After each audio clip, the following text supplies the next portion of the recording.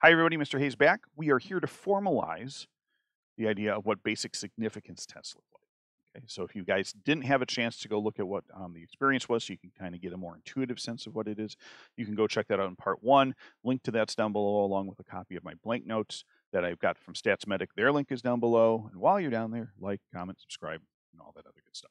So significance tests. Here's the basics. Part 1, and we talked about this the last 2 videos.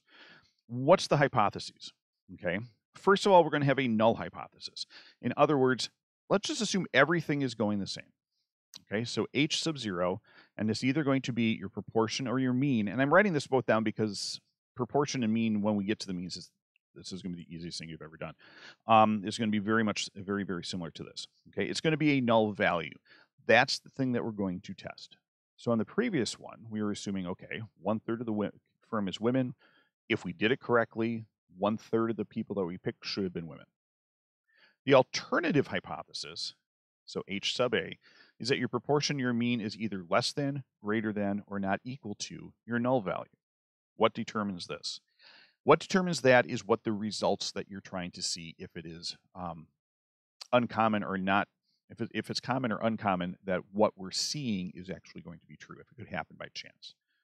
More often than not, you're going to be spending things that are either less than or greater than that. Okay.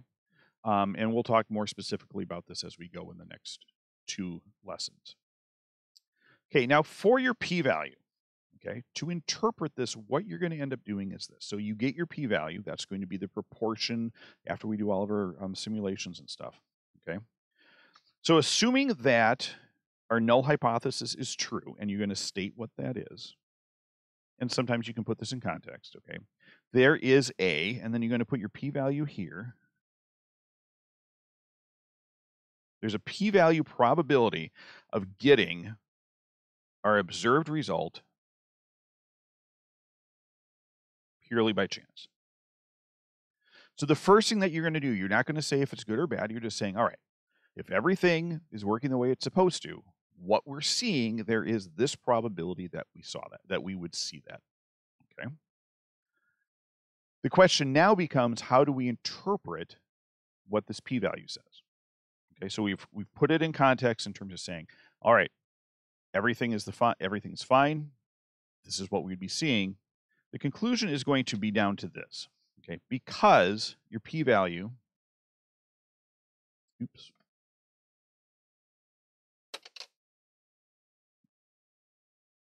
because your p-value is either greater than or less than alpha, and alpha is a predetermined level. Again, it's usually going to be either 1% or 5%. We do or do not have convincing evidence for our alternative hypothesis. Make sure you put the context in there. Now, if the p-value is less than your alpha, so in other words, let's say like in the previous example, it's under 5%.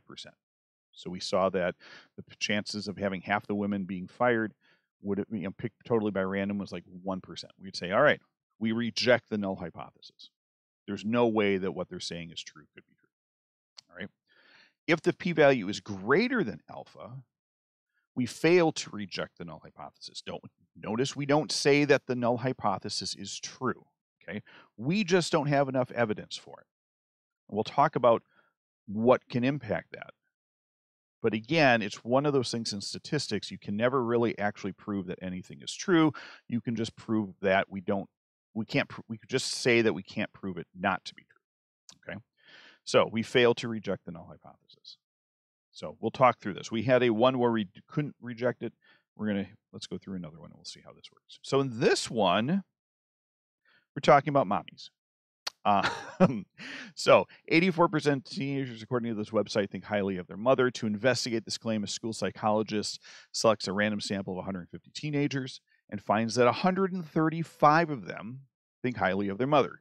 Does this data provide convincing evidence that the true proportion of teens who think they're highly of their mother is greater than 84%, or 0.84? So just to start off, your p-hat value here is going to be 135 out of 50, and that's 90%. So that is going to be basically what we're going to end up doing. So that's going to be the observed result right here. Okay, so take a second, go through some of these questions, come on back, and we'll see how we did. All right, so First part was select appropriate hypotheses for performing the significance test. Be sure to define the parameter of interest. Now remember, the parameter of interest is what? Teenagers, right? So it's the true proportion of all teens who think highly of their mother. So the null hypothesis is that the true proportion is 0.84. And because we saw this, and this is 90%, we're going to say, all right, the alternative hypothesis is that actually the proportion is higher than 84%. They also tell you that up here in the question. Okay, it actually says is greater than. So that's going to be important.